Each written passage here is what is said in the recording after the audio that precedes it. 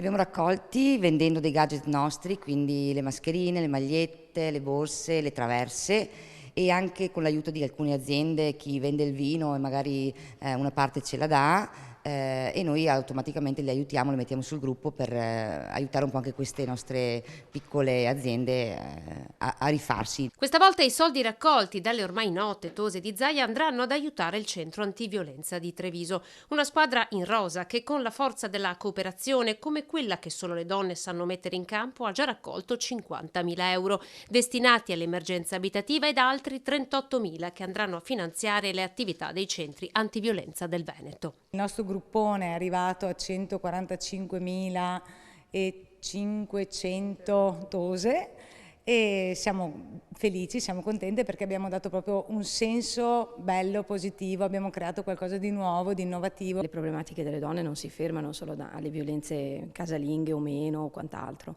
quindi insomma speriamo di raggiungere i nostri obiettivi quanto prima. Un'ondata di forza e positività che non si ferma qui.